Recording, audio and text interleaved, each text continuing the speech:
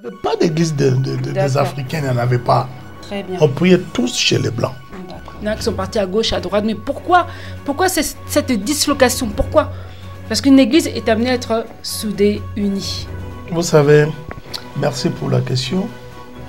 Je suis l'une des personnes, l'un des pasteurs qui peut dire que j'ai traversé beaucoup de divisions. Souvent, en général, c'est quoi? Premièrement, c'est la jalousie. La jalousie venant des autres hommes de Dieu qui influencent des enfants qui sont à tes côtés, ces enfants qui sont obéissants, ces enfants qui sont, comment dirais-je, persévérants dans les choses de Dieu et qui te soutiennent et tout cela. Et les autres voient ça avec le mauvais œil. Ils vont venir influencer les uns et les autres. Moi, depuis 2000, il y a eu beaucoup de divisions, beaucoup de choses.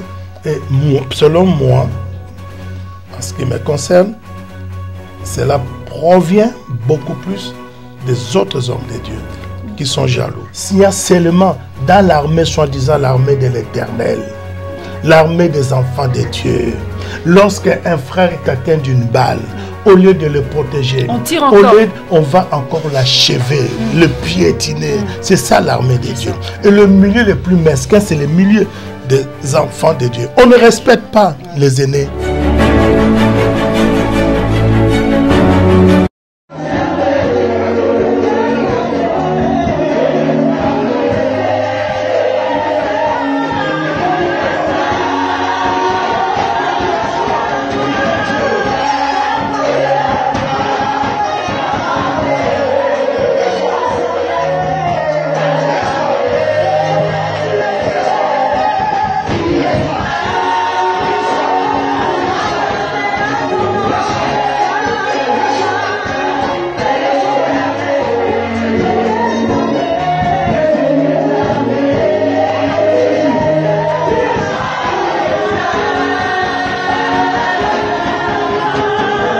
Bien aimé, c'est de vous abonner davantage et de mettre des commentaires, que ce soit positif ou négatif.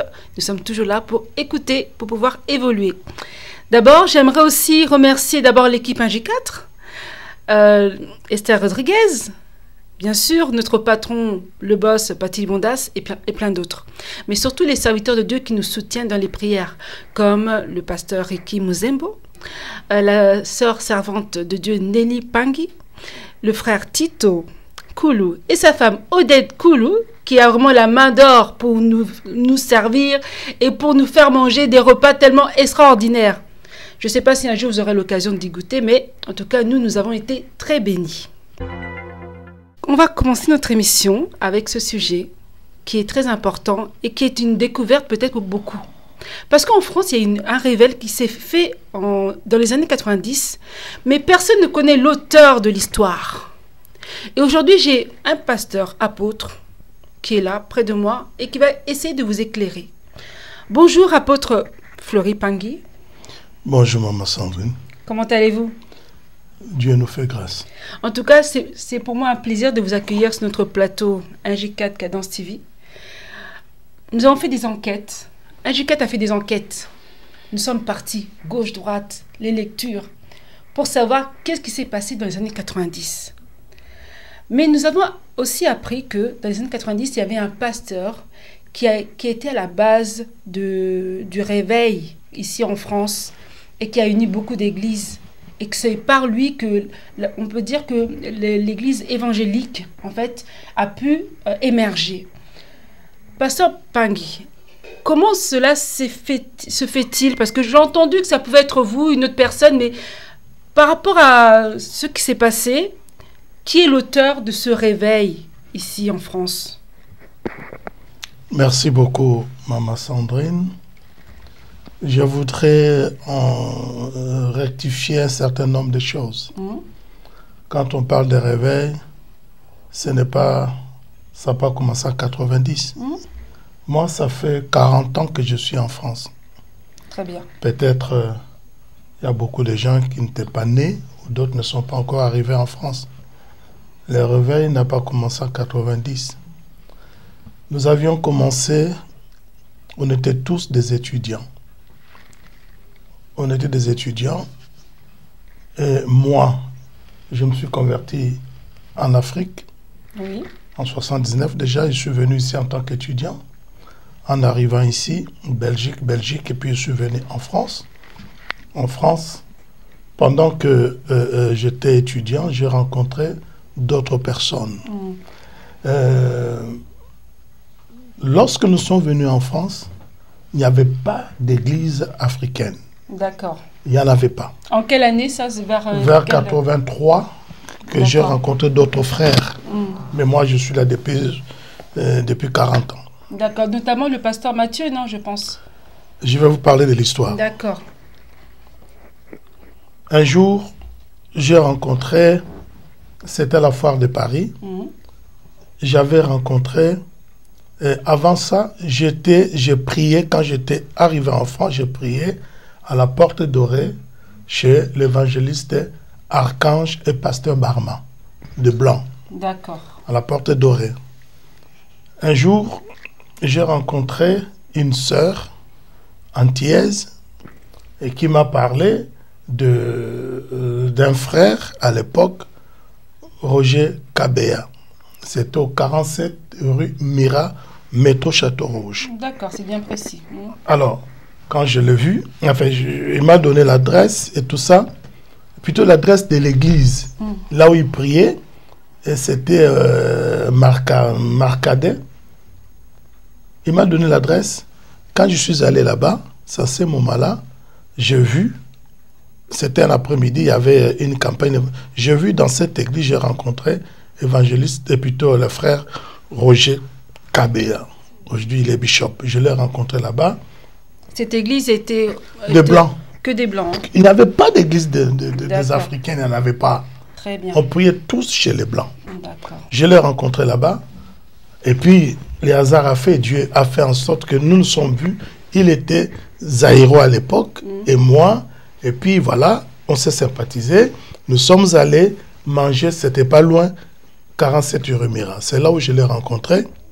C'est à ce moment-là, on se disait, il était là, il y avait sa grande sœur Henriette, il y avait un frère Mpunga, il y avait, voilà. Donc vous-même en tant que communauté congolaise. Voilà. Donc, voilà. Et finalement, quand on s'est vu, on parlait comme ça, et puis on s'est dit, mais alors, au lieu, pour maintenir, comment dire, la chaleur de l'Afrique, oui. Alors il faudrait que nous puissions prier entre nous. On commence à prier tous les vendredis soirs. Et les dimanches, depuis que moi j'ai rencontré mon frère Kabea, j'ai quitté chez le pasteur Barma et Archange, les Blancs. Je suis allé dans une autre église de l'Assemblée des Dieux de Blancs. J'ai commencé à prier avec lui. Oui. Et finalement, tous les vendredis, on faisait des veillées de prière. Je suis allé à la porte de Paris. J'ai vu un autre jeune homme. Alors ce jeune homme, il était enthousiaste, mais il était merveilleux. Et quand on travaillait, moi j'étais étudiant, lui aussi je l'ai vu là-bas, à la foire de Paris, il travaillait aussi, il faisait que chanter des cantiques. Moi j'écoutais les cantiques parce qu'à l'époque, on me prenait pour un antillais. Alors, jusqu'à ce que je lui ai dit que j'étais zaïrois. Ah bon? Il me dit, tu es chrétien? Je suis chrétien. Voilà, nous allons passer une page de pub. Et donc, nous allons revenir juste après cette louange.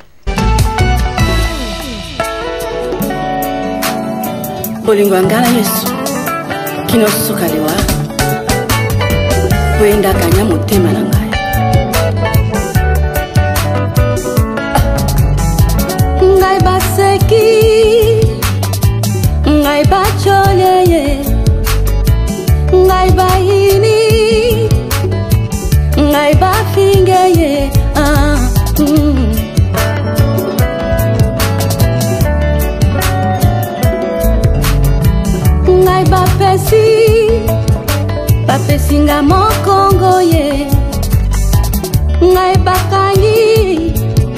bakangelinga porte ye pongai na landa nzela ya nzambe pongai na landa nzela ya masiya pongai na pesi bomoi na ngai epai ya mokeni na ngai cette fois-ci cette fois-ci, cette fois-ci.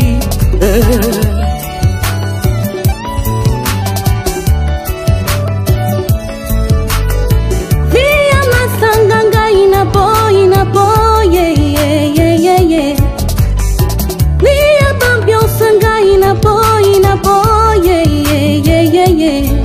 Gana poni nanga Yesu Masia, ya zantela ya vérité pe ya vie. Gana boy na perdre ton anga, car demain ne nous appartient pas. Zambe ya mokonde ya yebisu kaya pomo ina biso. Cette fois-ci, oh, cette fois-ci, cette fois-ci.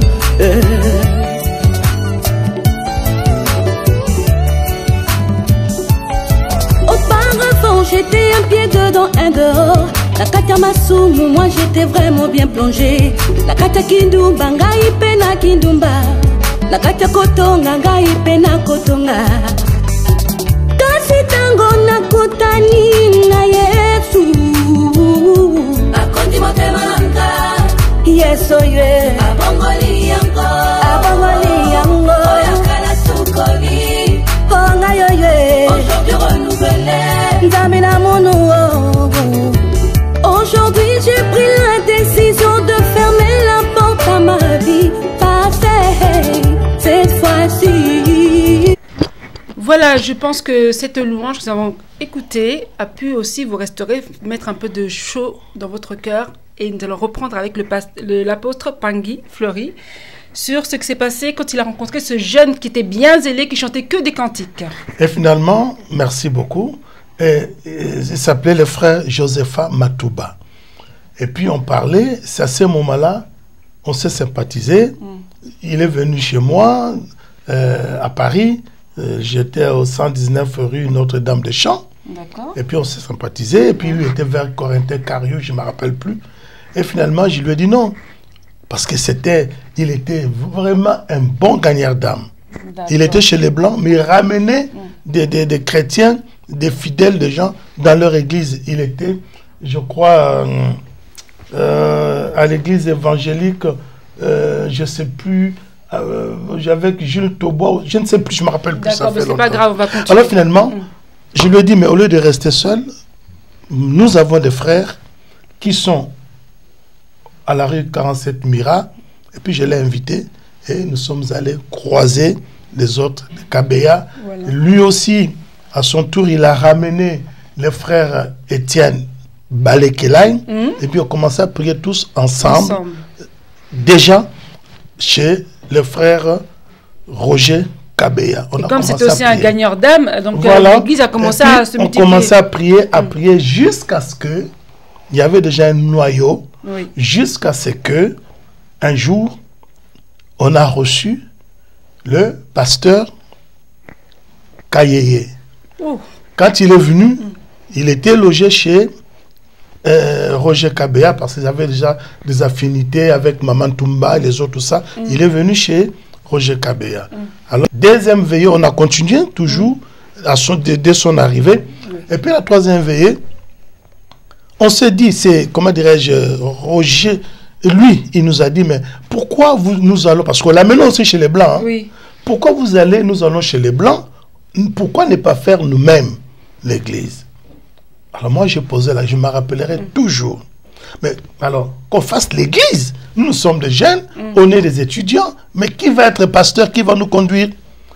Roger Kabea, il a dit, lui, il est pasteur. Tu es pasteur? Oui. Lui, là, c'est qui? C'est vous? Non. C'est celui-là qui est venu. Kayeye. Kayeye, d'accord. Pasteur Mathieu Kayeye. Ah, d'accord. Pasteur Mathieu Kayeye, il est pasteur. J'ai dit, ah bon, tu es pasteur? Il a dit, oui, je suis pasteur à Massina et tout ça. J'ai dit, ok, on verra bien. Tu vas nous prouver que tu es pasteur. Vendredi prochain, c'est toi qui vas nous prêcher. Très bien. On est revenu à la veillée des prières, là, toujours chez nos veillées habituelles. Il nous a prêché ce jour-là, c'était sur le Saint-Esprit. Oh là, quelle mémoire. Oui. Quand il a prêché, moi j'étais là, j'ai dit, mais formidable. Il prêche bien parce qu'à l'époque, il prêchait qu'en Lingala. Et c'est à ce moment-là, nos veillées de prière, se sont transformés à une église. D'accord. Et la première église, c'était l'Alliance chrétienne. Voilà l'histoire. Ça a commencé comme ça. À Porte Dorée? Non. Non, pas à Porte Dorée. 47 rue Mira. D'accord. Très bien. C'était là où nous étions. Et puis après, on a commencé parce qu'on a changé d'une salle à une autre et tout ça, tout ça. Donc ça a commencé comme ça vers les années 83-84. Ce n'est pas 90. 90, c'est autre chose. 90, c'était un autre mouvement de réveil chrétien. Et voilà qui a suivi. Mais le noyau, c'était ça. Il y avait donc nos bien-aimés. Nous étions comment dirais-je, de jeunes étudiants qu'on avait commencé nos veillées de prière 47 rue Mirage. Aujourd'hui, il est pasteur, bishop, Roger Kabea, et qui est avec apôtre Joseph Matouba. Il y avait aussi notre bien-aimé Étienne Balekelai, et nous avons commencé comme s'il y avait d'autres frères aussi. On était un peu nombreux, mais voilà, ça a commencé comme ça. D'accord, en tout cas, merci apôtre Fleury pour ces précisions. Mais parmi toutes ces personnes aujourd'hui, vous avez fait naître, comme on dit souvent, tu es peut-être un des pères spirituels. Il y a eu des fils qui t'ont suivi, qui ont grandi, à qui tu as donné la parole de Dieu, pour qu'ils puissent aussi, à leur tour, donner la parole à ceux qui peuvent diriger. Où sont-ils aujourd'hui? Nous, à l'époque, chacun de nous avait pris son chemin, parce qu'à un moment donné, on était tous ensemble, et l'Église quand on a reçu un certain nombre de dieux qui ont influencé l'Église, et puis l'Église s'est disloquée, chacun est parti de son côté, etc. Et moi, à l'époque, je suis allé, il y a apôtre Joseph Matouba qui m'a dit non, c'est lui. Je suis allé étudier à l'université de Rouen, l'université de Mont-Saint-Aignan, en droit. C'est l'apôtre Joseph Matouba qui m'avait amené là-bas. Il dit, toi, tu vas étudier tout ça. Alors, je suis allé étudier à Mont-Saint-Aignan. Et puis, j'ai tout laissé et je suis allé étudier. Donc là, j'ai étudié. Et aujourd'hui, j'ai 4 maîtrises et un doctorat que je n'avais pas pu présenter ma thèse. Dieu m'a confondu. Donc, tu as laissé en fait ta profession. Peut-être tu voulais être avocat dans le domaine de droit? J'ai eu mes diplômes universitaires. Oui. Après, j'ai travaillé, j'étais enseignant professeur à l'école normale sociale. J'encadrais, j'enseignais les éducateurs, les assistants sociaux, les travailleurs sociaux. Et j'étais un professeur. Après, j'étais aussi assistant social. J'étais responsable. J'ai travaillé dans ces domaines-là. J'étais à l'OFPRA, j'étais au HR et j'ai terminé en tant que dans la direction de l'action sociale à aide sociale à l'enfance à Bobigny, ici. Donc, j'étais aussi assistant social à Saint-Ouen. J'ai travaillé en tant que travailleur social en France. D'accord, et tu as laissé tout ça pour l'Église. Mais la question que j'ai posée, c'est que dans l'Église, le pasteur, il enseigne aux disciples la parole de Dieu. Et les disciples sont amenés un jour à aussi prêcher. Il y a des disciples qui deviennent même des anciens parce qu'ils sont fidèles et ils ont aussi la parole de Dieu. Ces disciples aujourd'hui, qui étaient avec toi au départ, où sont-ils? Où sont-ils? On m'a appris par mes recherches, comme j'ai fouillé, qu'il y en a qui se sont dispersés. Toi-même, tu viens de dire que vous êtes... il y en a qui sont partis à gauche, à droite. Mais pourquoi cette dislocation? Pourquoi? Parce qu'une église est amenée à être soudée, unie. Vous savez, merci pour la question. Je suis l'une des personnes, l'un des pasteurs qui peut dire que j'ai traversé beaucoup de divisions. Souvent, en général, c'est quoi? Premièrement, c'est la jalousie. La jalousie venant des autres hommes de Dieu qui influencent les enfants qui sont à tes côtés, ces enfants qui sont obéissants, ces enfants qui sont, comment dirais-je, persévérants dans les choses de Dieu et qui te soutiennent et tout cela. Et les autres voient ça avec de mauvais œil. Ils vont venir influencer les uns et les autres. Moi, depuis 2000, il y a eu beaucoup de divisions, beaucoup de choses. Et selon moi, en ce qui me concerne, cela provient beaucoup plus des autres hommes de Dieu qui sont jaloux. Cela veut dire aussi, quand il y a des divisions, ça peut aussi être peut-être mon comportement, je ne sais pas, peut-être ma façon d'agir, ma façon comment dirais-je, de diriger, tout cela, je n'en sais rien. Mais je sais qu'il y a beaucoup de divisions. Souvent, quelquefois, c'est également l'ego de la personne, l'égoïsme de la personne, ou bien comment dirais-je, la proximité du pouvoir donne la soif du pouvoir. Oui. Il y a certains, à force de voir, à force de rester, ils ont aussi envie de faire comme le papa, de faire comme le père, de faire comme l'aîné. Alors, au lieu qu'ils le fassent d'une manière correcte, alors des fois ils passent par des divisions, des fois ils passent par un certain nombre de choses. D'accord. D'une part, ça peut être les leaders, mais beaucoup plus, ce sont des enfants eux-mêmes, la soif de pouvoir, ou bien ils aiment bien être comme les papas ou tout ça, mais ils en profitent d'une manière un peu de la rébellion. D'accord. Voilà. C'est que la parole de Dieu n'est pas vraiment ancrée chez ces personnes-là, parce que la Bible dit « supportez-vous les uns des autres ». La parole de Dieu est prêchée. Ça ne date pas d'aujourd'hui. Oui. L'apôtre Paul aussi a vécu cela. Oui. Jésus-Christ, notre Seigneur, a vécu cela. Ça ne date pas d'aujourd'hui. La parole de Dieu doit être prêchée, ça continue à être prêché. Mais il y aura toujours des enfants de perdition. Il y aura toujours des rebelles. Ça ne manquera pas. Judas aussi avait trahi Jésus-Christ. La trahison ne commence pas d'aujourd'hui. Mais à cause de ce comportement-là, apôtre Fleury, il y a beaucoup de serviteurs, de servants, de disciples, de frères en Christ, des nouveaux, des anciens, qui ne veulent plus aller à l'église à cause de vos comportements, vous les leaders. Parce que les leaders sont amenés à montrer le modèle. Apôtre Fleury, est-ce que, bon, vous dites bien sûr que ça s'est passé dans le temps de Paul, Pierre, tout ça. Mais ce comportement-là, justement, ça a détruit, surtout dans cette année 2020, c'est encore pire. Parce qu'avec le Covid-19, les gens ils se disent, bon, c'est même plus la peine d'aller parce que la plupart des serviteurs ne sont pas sérieux. Les chrétiens n'ont plus confiance aux serviteurs de Dieu. Qu'est-ce que tu peux dire, apôtre Fleury, pour encourager ceux qui ont des doutes et qui ont tout délaissé à cause des comportements néfastes, des comportements... voilà. Le problème, je ne suis pas d'accord, je dis souvent ceci. Il y a serviteurs et serviteurs. De nos jours, ce ne sont pas seulement... Il y a des vrais et des faux. Satan aussi a ses envoyés. Bien sûr. Aujourd'hui, ce ne sont pas tous ce que nous voyons des pasteurs, des évangélistes, des apôtres, des docteurs, des prophètes. Ce ne sont pas tous des vrais serviteurs de Dieu. Satan aussi a ses serviteurs. Autrefois, à notre époque, on avait des gens qui lisaient des bonnes aventures, qui mettaient les mains, ils regardaient les mains, tout ça. Il y avait beaucoup de féticheurs, de voyants, des ngangas, comme on disait. Ils ne sont plus aujourd'hui. Ils se sont transformés aux prophètes, ils se sont transformés avec la Bible et tout cela. Exactement. Mais maintenant, il y a beaucoup d'hommes de Dieu, beaucoup d'hommes qui se disent hommes de Dieu, qui sont des envoyés du diable, qui sont dans des églises, qui conduisent les églises, qui font des miracles, qui se cachent derrière la parole de Dieu. Ils sont là, ils attirent la foule, ils font tout ce que nous voyons aujourd'hui. Et ils sont en train de fouler de fou derrière eux, mais ne sont pas des serviteurs de Dieu.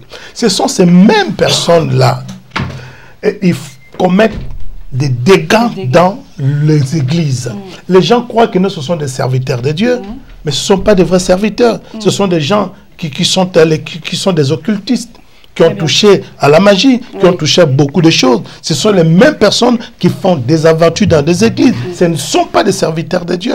Aujourd'hui, on peut voir un serviteur de Dieu qui prend une maman, qui commence à laver les mamans, qui commence à mettre de l'huile, qui commence à faire des choses et tout ça là, qui couche avec des femmes dans des églises, qui couche avec des fidèles dans des églises, qui font toutes ces choses-là, mais qui entraînent toujours la foule. Et quand les uns et les autres voient cela, ils disent non, ce sont les hommes de Dieu, ce sont les pasteurs.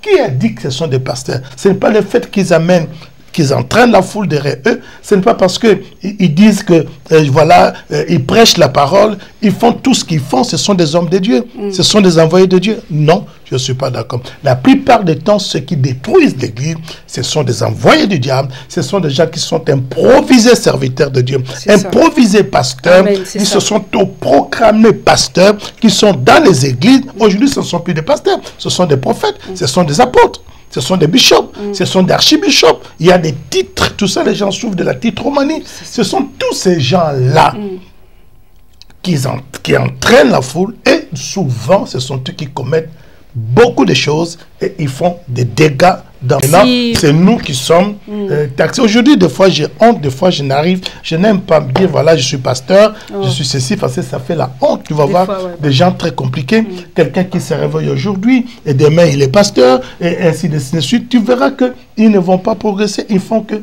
troubler l'ordre dans le corps de Christ. Passons maintenant du côté de la foule. Tout à l'heure, pendant notre conversation, en dehors des caméras, vous avez dit qu'il y a beaucoup de personnes qui prêchent, mais on ne connaît pas leur père. Leur père spirituel, on ne les connaît pas, ils sortent d'où? Maintenant, par rapport aux raisons que vous avez données, vous avez dit qu'il y a beaucoup de faux serviteurs. Mais sachant qu'il y a aussi des fidèles de Dieu qui ont la vision, qui ont l'œil pour voir que telle personne n'est pas un vrai serviteur, ils se retirent. Maintenant, ces personnes-là, ils peuvent prêcher la parole. Et s'ils n'ont pas de père, ce n'est pas de leur faute, parce qu'ils ont déjà détecté que ces serviteurs-là qui prêchent, ce ne sont pas des vrais serviteurs, ce sont des gens qui sont placés eux-mêmes en tant que serviteurs. Ils ne peuvent pas devenir leurs enfants spirituels parce que c'est faux.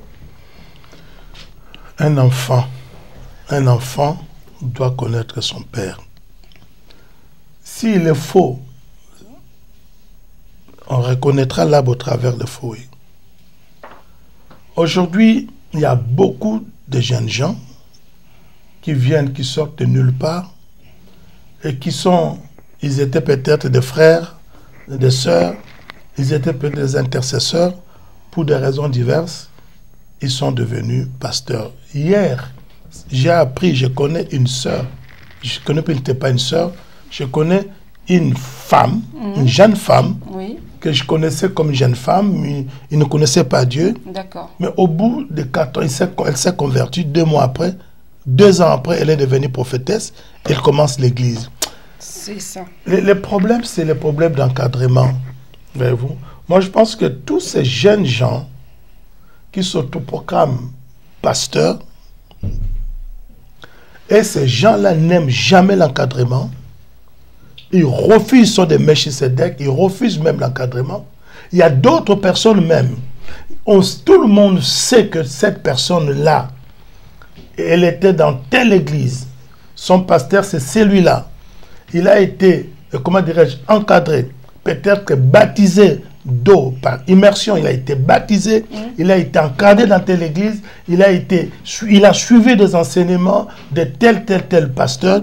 À un moment donné, il quitte l'église, il va là-bas, il change de pasteur pour des raisons diverses, pour essayer un peu de cacher son passé, de cacher ce qu'il était, son identité. Voyez-vous? Alors, c'est tellement, ça devient de plus en plus fréquent qu'aujourd'hui, il y a beaucoup de gens qui n'aiment pas être, comment dirais-je, encadrés, qui n'aiment pas, comment dirais-je, savoir, voilà, je vais de telle église. Il y a certains enfants, je peux comprendre, ils refusent d'être fils d'eux parce que son père il a fait ceci, ou son père il avait dit cela, tout cela. Son père il a disparu, il a abandonné l'œuvre de Dieu. Il a abandonné l'œuvre de Dieu, ou que sais-je encore, bien aimé. Moi je suis Pangui. Que mon père soit ivrogne, païen, ou ma mère soit, je ne sais pas, prostituée ou comment, je dois être fier de mon père. Je veux dire qu'on n'a jamais vu quelqu'un changer de nom. Moi, je m'appelle Pangui et demain, je vais m'appeler Ntimba. Parce que je chante, parce que mon père, il est tout ça. Il n'y a que dans le milieu chrétien, notamment dans le milieu des francophones, on ne respecte pas. On n'a pas la notion du respect des leadership. On ne respecte pas son père. On ne respecte pas l'œuvre de Dieu. C'est pourquoi il y a tellement beaucoup d'hérésies, beaucoup de choses. Mais dans le monde anglophone, ça ne se passe pas comme ça. Apôtre Fleury, vraiment, ce conseil-là que vous avez dit de respecter nos parents, qu'ils soient ivrognes, qu'ils soient tel ou tel, en négatif, il faut toujours les respecter. Nous venons toujours de quelque part.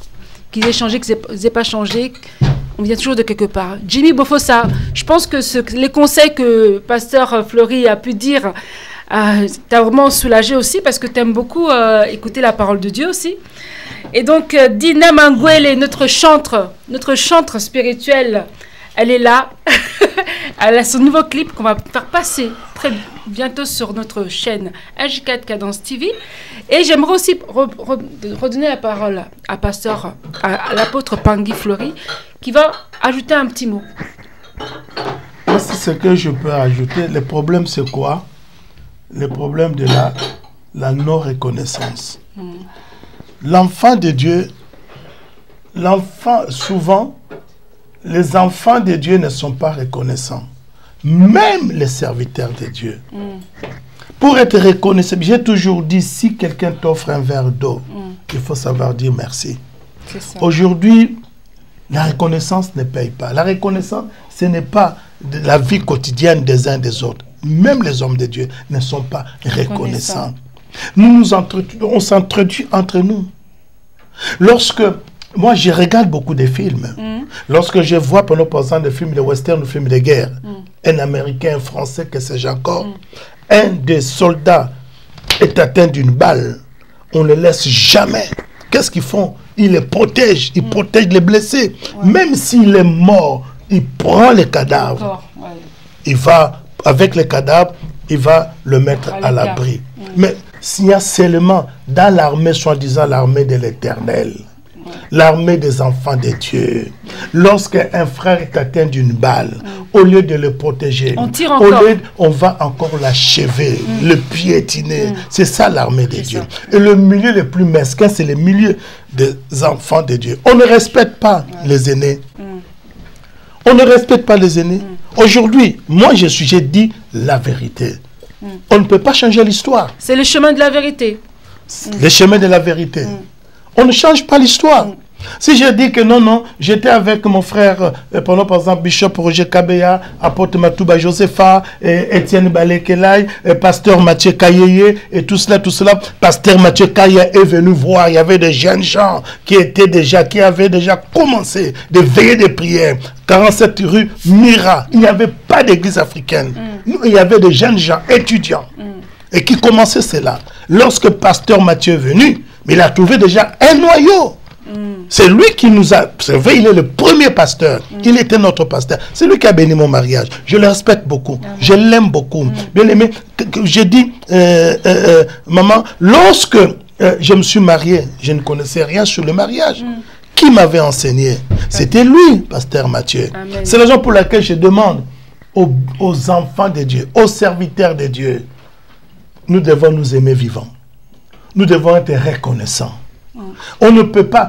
Si j'ai dit, par exemple, tel a fait ceci, moi je bénis l'Éternel. Quand je vois les jeunes gens d'aujourd'hui, Dieu les a élevés, ils ont de grandes églises, ils prêchent bien. Il y a beaucoup de jeunes aujourd'hui, lorsque je les vois, je les admire. Nous avions... pourquoi aujourd'hui je suis dans l'église? Qu'est-ce que j'ai fait? Nous sommes une communauté et nous avons 8 églises. À Paris et en province. Votre église s'appelle la communauté Arche de l'Éternel. Si aujourd'hui je prends par exemple, je prie, vous avez vu dernièrement, et ça fait moi 4 jours, ça serait peut-être 1 mois, j'ai confié l'église de Pantin au docteur Mozembo, Ricardo Mozembo. Pourquoi? Parce que je crois à son ministère. Je l'ai vu à l'œuvre. Je suis allé au Gabon, Côte d'Ivoire, Cameroun et tout ça partout. Je l'ai rencontré là-bas. Des fois, on voyage ensemble. J'ai vu comment Dieu l'utilise. J'ai vu comment il prêche la parole. Moi, j'aime bien les jeunes. Quand je vois un jeune, je suis là pour la promotion. J'aime bien que les jeunes puissent, comment dirais-je, évoluer. Voilà. Il ne faut jamais combattre les jeunes. Parce que demain, si tu rencontres Goliath devant toi, mais tu auras besoin de David. C'est David qui va combattre Goliath pour toi. Merci, pasteur apôtre Fleury Pangou. C'est pas fini. Vous aurez d'autres émissions pour encore s'exprimer sur divers thèmes. Parce que, étant donné... La prochaine fois, excusez-moi, quand on ferait l'émission, je vais inviter certaines personnes qu'on avait commencé il y a de cela Très bien. plus de 37 ans. Ouh là là. Ils viendront dans votre émission. Vous savez, l'histoire, on ne la change pas. Quelquefois, aujourd'hui, c'est parce que c'est une question que vous m'avez posée brusquement, comme ça fait longtemps. Il faut que je me rappelle beaucoup de choses. Il faut que les autres aussi, vous savez, l'histoire, c'est comment on écrit l'histoire. Il y en a 1, 2, 3, 4. Bien sûr. Ils écrivent. On regarde des notes. Oui, c'était ça. Oui. Ah, j'ai oublié. C'était comme ci, comme ça. Non, ah oui. C'est ça l'histoire. Mais l'histoire, on ne la change pas. Si Dieu avait permis que moi je sois là, il a choisi. C'est moi. S'il a choisi pendant ça, c'était pasteur. Aujourd'hui, il est apôtre. Kaye Mathieu. C'est qu'il avait choisi ce temps-là. Mais toi, tu es venu après. Quand nous il n'y avait pas de chrétiens. On allait vers les païens. À l'époque, on avait des gens qui faisaient de faux papiers. Il y avait des gens qui vendaient de la drogue. Il y avait des gens qui volaient des vêtements. Il y avait des gens qui faisaient des chèques et tout cela. Ce sont ces gens-là, vers ces gens-là que nous, on allait. C'est pour ça qu'au départ, sans te couper la parole, apôtre, vous avez bien expliqué que dans le temps passé, on parlait de gagneurs d'âme. Il y avait même un livre de T.L. Osborne qui était gagneur d'âme. Mais aujourd'hui, y a-t-il encore des gagneurs d'âme? Il y en aura toujours. Il y en aura toujours parce que Dieu, dans la réserve de Dieu, il ne manque pas de serviteurs. C'est comme je dis gagneurs d'âme parce que nous, on allait vers des païens, des gens, des drogués, les vendeurs de la drogue. On allait vers eux. Et puis, à partir d'eux, nous avions commencé des églises. Voyez-vous, mais aujourd'hui, ce n'est pas le cas. Aujourd'hui, il n'y a pas de gagneurs d'âme. Les gens qui viennent de l'Afrique, qui sont déjà chrétiens, ils sont là-bas. Nos fidèles, nos frères et sœurs qui sont dans les églises, qui circulent d'une église à une autre. Il ne faut pas... Moi, quand je quitte ici, je vais dans des églises, je ne peux jamais manquer de rencontrer quelqu'un qui était chez moi, quelqu'un avec lequel il est passé par moi ou par d'autres personnes. Pour dire qu'aujourd'hui, si on veut parler des gagneurs d'âme, il y a des gagneurs d'âme, mais on ne fait plus ce travail-là. L'évangélisation. Non, c'est la raison pour laquelle je pense qu'il est grand temps qu'on revienne à la parole, qu'on retourne à notre premier amour. Amen. De servir Dieu et pour essayer, qu'on continue à évangéliser, même dans nos églises-là, dans toutes nos églises, tout ce que nous voyons aujourd'hui, ce ne sont pas seulement des chrétiens, il y a des païens, des gens qui ne sont pas convertis, il y a des histoires, il y a des disputes, il y a des haines, il y a des jalousies, il y a des bagarres dans les églises. Alors, qu'est-ce que nous avons fait? On doit reprendre à évangéliser même dans nos églises. Exactement ça. Apôtre Fleury Pangui, pourrais-tu remercier certains pasteurs avec qui tu t'entends bien? Moi, je suis comme un père, je m'entends bien avec tout le monde. Voilà. Je remercie mon épouse, Pasteur Nelly, elle est pasteur. Je remercie, ils sont tellement nombreux. Je voudrais quand même saluer l'investiture de notre pasteur à nous tous, le pasteur de la pastorale congolaise de France, Dr Lévi Walelou, qui est investi en tant que pasteur. Je crois que c'était vendredi dernier, je n'étais pas là, j'avais d'autres occupations. Voilà, je salue Mangenza, je l'appelle Mangenza, lui-même il sait pourquoi, je l'appelle Mangenza, l'archibishop Coutinho Fernando. Je salue Bishop Roger Kabeya, je salue tout apôtre Matouba Josepha, je salue aussi Bishop Francis Kadima, le même vent qui avait commencé ici à Paris, lui il avait repris à Bruxelles, en Belgique. Ils sont tellement nombreux, je les salue tous. Je salue aussi le pasteur Ricky Muzembo qui est maintenant avec moi dans l'œuvre de Dieu. Je salue tous mes fils spirituels, je salue tous les pasteurs de notre communauté. Ils sont tellement nombreux, même en Afrique, au Congo, en Angola, ils sont nombreux. Je salue tous les hommes de Dieu. Si je ne sais pas citer ton nom, sache-le, mon cœur a cité ton nom. Voilà.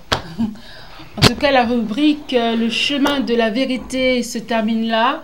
Mais avant tout, j'aimerais aussi faire un rappel à Jimmy Bofossa, au pasteur leader Francis Lola, l'apôtre, pasteur Nelly Pangui, qui est la femme, bien sûr, comme il a dit, de notre apôtre Fleury Pangui. Et donc, je rappelle encore, nous avons un clip qui est déjà sorti de Dina Ngangwele. Donc, très bientôt, vous allez le voir apparaître sur notre chaîne 1J4 Cadence TV. Donc, je vous dis à très bientôt sur notre chaîne 1J4 Cadence TV.